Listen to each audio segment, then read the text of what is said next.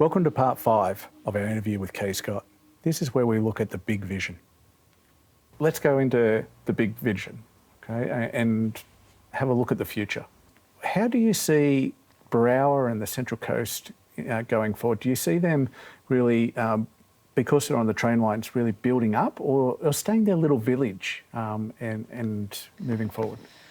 I think you can probably already see the change that's happening on the Central Coast.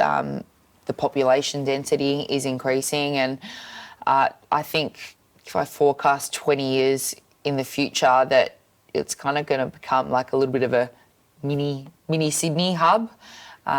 So I can see, I guess, more schools, more facilities being provided by the government, hopefully, and hopefully it will still keep its charm and have that kind of local connection with the community, but I think it might just be on a grander scale.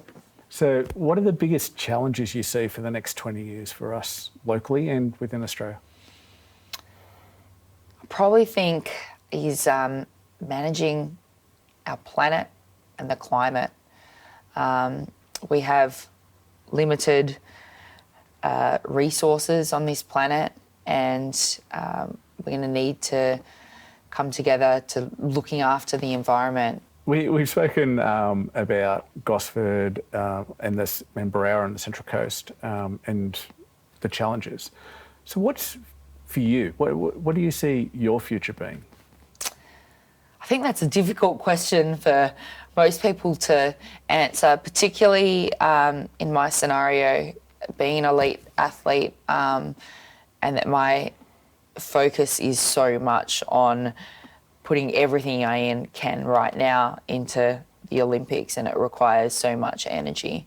But I can't be silly. I still need to look into the future and what that means after elite sport, because we all know that you do have a limited time frame in that. I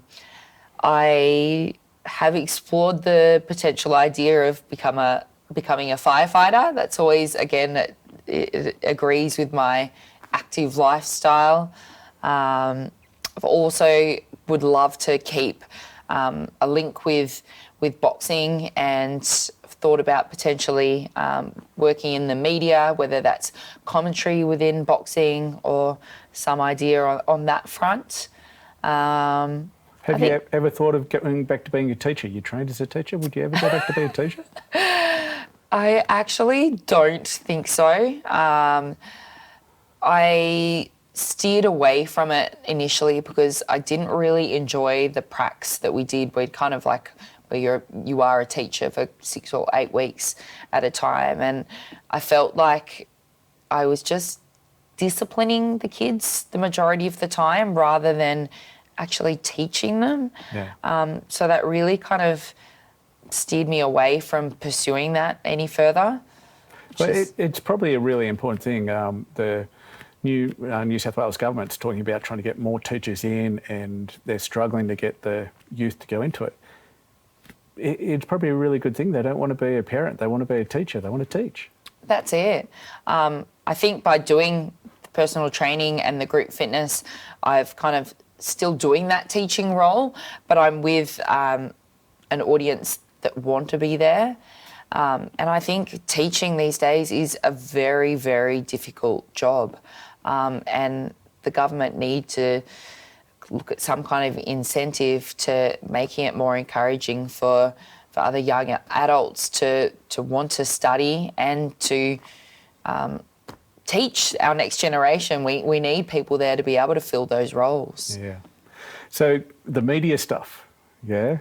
Lots of sportsmen and women want to go into the media stuff, but you've spoken so elegantly here today. Oh, thank you. Definitely something in your wheelhouse, yeah?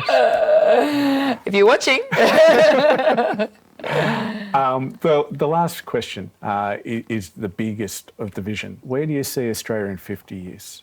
We've been around for 65,000 years now. Constant people here, oldest culture on Earth. Where do you see Australia being in the next 50 years? I'd love us to be in a position where we've still got that diversity, lots of different cultures coming together, and that we're living peacefully in a planet that we're looking after. And I really think that's going to become dependent on individuals taking a little bit more responsibility with their behaviours, and also the government setting up situations to help manage climate change. Hope we're a prosperous, happy and peaceful nation. It would be absolutely amazing if we got there. So thank you very much. It's been an absolute pleasure talking to you. We wish you all the best in your flights coming up. But if you ever want to come back on and give that media a bit of a whirl, we'd love to have you. So Might take you up on that. Well, that's the end of our interview with Kaye Scott and looking at the big picture. Thank you very much for Complete Boxing for allowing us to come here. It's a great gym. If you ever want to come down, have a bit of a hit, I'm sure Joel would love to speak to you.